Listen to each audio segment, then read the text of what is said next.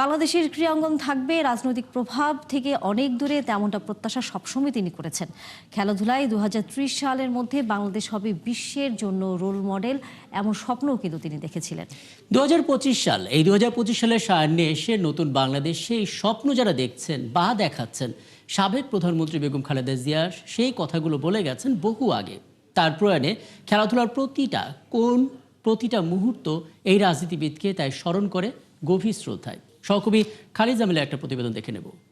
মা, পিম্পল 5 দিনেই চলে যাবে। যাবে না মা। যাক, নিমের 5 অংশের পাওয়ারে 5 দিনেই দূর হবে পিম্পল। হিমালয়া পিউরিফাইং নিম ফেস ওয়াশ। ইতিহাস সবসময় শুধু ইতিহাস নয়, কখনো কখনো কারো কারো মনে তা স্মৃতি হয়ে রয়। তেমনি এক সোনালী স্মৃতি থেকে ইতিহাস হয়ে যাওয়া বাংলাদেশের সেই সাফ জয়। সেমিফাইনালের সুপার রাইভাল ভারতকে গোল্ডেন গোলে হারিয়ে ফাইনাল, আর তারপর জাতীয় স্টেডিয়ামে মালদ্বীপের বিপক্ষে সেই ঐতিহাসিক জয়, যে ইতিহাসের সাক্ষী হয়েছিলেন বেগম খালেদা জিয়া। তিনি তখন দ্বিতীয় মেয়াদে বাংলাদেশের প্রধানমন্ত্রী। স্মৃতির পাতা ধরে চলে যান আরও পেছনে। 1993 সালে ষষ্ঠ সাউথ এশিয়ান গেমস। ছোট্ট অর্থনীতির বাংলাদেশ করল বিশাল এক আয়োজন। পুরোটাই তত্ত্বাবধান করল খালেদা জিয়ার প্রশাসন। 7টা দেশ অংশ নেয় 11 ডিসিপ্লিনে। জমকালো সেই আয়োজনের উদ্বোধন অবশ্য করেছিলেন তৎকালীন রাষ্ট্রপতি আব্দুর রহমান বিশ্বাস। তবে বেগম জিয়ার ক্যারিসমেটিক লিডারশিপের প্রভাব বাংলাদেশের ক্রীড়াঙ্গনে কিভাবে আর কতটা পড়েছিল সেটা বুঝতে হলে ঘটনাগুলো দেখতে হবে আরেকটু গভীর দৃষ্টিতে। যার সতর্ক অবস্থান ছিল দেশের খেলাধুলায় যেন কোনোভাবেই ঢুকে না পড়ে রাজনীতি। তাই তো বিভিন্ন স্পোর্টস ইভেন্টে রাষ্ট্রপ্রধান হিসেবে হাজির হয়েছেন ঠিকই, কিন্তু ক্রীড়াঙ্গনে তার প্রভাব বলতে ওটুকুই। সরকারি অর্থ বরাদ্দ দিয়ে নিজের নামে বাহবা নেয়া, আর সেই সুবাদে বিভিন্ন ডিসিপ্লিনে পছন্দের মানুষকে বসিয়ে কলকাঠি নাড়ানোর রাজনীতিতে বিশ্বাসী ছিলেন না কোনোদিন। বেগম খালেদা জিয়ার এই পলিসি যে 100তে 100 কার্যকর ছিল তার প্রমাণ ছেলে আরাফাত রহমান কোকো। প্রতিষ্ঠিত ক্রীড়া সংগঠক স্রেফ খেলাধুলার প্রতি নিজের নেশা আর যোগ্যতা বলে যুক্ত হয়েছিলেন বাংলাদেশ ক্রিকেট বোর্ডে। ছিলেন ডেভেলপমেন্ট কমিটির চেয়ারম্যান। দেশের ক্রিকেটকে আমূলে বদলে দেয়ার মাস্টারমাইন্ড ছিলেন তিনি।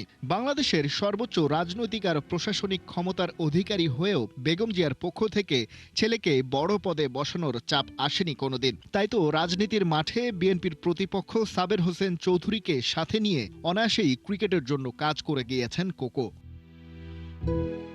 কিন্তু কেবল খেলাধুলাকে বিরাজনীতিকরণ করেই তো আর উন্নতি আসে না। স্বপ্ন না দেখতে জানলে কখনো পৌঁছানো যায় না অভীষ্ট লক্ষ্যে। নিজের রাজনৈতিক বলয় থেকে খেলাধুলাকে দূরে সরিয়ে রাখলেও তার উন্নয়নের জন্য ছিল সুস্পষ্ট পলিসি। সাল 2016, বেগম জিয়া তখন ক্ষমতা থেকে যেন বহু ক্রোশ দূরে। আরাফাত রহমান কোকো পৃথিবী ছেড়ে চলে গেছেন বছরখানেক আগে। সন্তানহারা সাবেক প্রধানমন্ত্রী ঘোষণা করলেন বিএনপির ভিশন 2030, যার বড় একটা অংশ জুড়ে থাকল ক্রীড়াঙ্গন উন্নয়নের রোডম্যাপ। প্রতি জেলায় একটি আধুনিক প্রযুক্তি নির্ভর ক্রীড়া একাডেমি প্রতিষ্ঠা, মাল্টি গেমস ইভেন্টে বাংলাদেশের অর্জন বাড়াতে অলিম্পিক একাডেমি, সরকারি অনুদানের পাশাপাশি সিএসআর এর আওতায় বেসরকারি বিনিয়োগ নিশ্চিত করা, স্কুল কলেজ বিশ্ববিদ্যালয় থেকে প্রতিভাবান খেলোয়াড় তুলে এনে জাতীয় তালিকা তৈরি ও ডিসিপ্লিন ভিত্তিক উন্নত প্রশিক্ষণ, আন্তর্জাতিক অঙ্গনে সফল ক্রীড়াবিদদের জাতীয় পুরস্কার, এবং এ সব কিছুর সাথে বরাবরের মতোই যোগ করা ছিল বেগম জিয়ার মূল দর্শন: ক্রীড়াঙ্গন এবং সব পর্যায়ের ক্রীড়া নেতৃত্বকে মূলধারার রাজনৈতিক প্রভাব থেকে বাইরে রাখতে হবে। ক্রীড়াঙ্গন সংস্কারের এই কমপ্লিট রোড ম্যাপ ধরে কাজ করে যাওয়ার সুযোগ অবশ্য পাননি বেগম জিয়া। তবে স্বপ্ন দেখে গেছেন দেখিয়ে যাওয়া পথেই হাঁটবে উত্তরসূরিরা। 16 কোটি মানুষের বাংলাদেশ আন্তর্জাতিক অঙ্গনে আনবে সর্বোচ্চ সাফল্য, মাথা উঁচু করে বাঁচবে লাল সবুজ পতাকা। জীবনের শেষ পৃষ্ঠায় হয়তো চাওয়ার ছিল না এর চেয়ে বেশি কিছু। খালিদ জামিল, 71।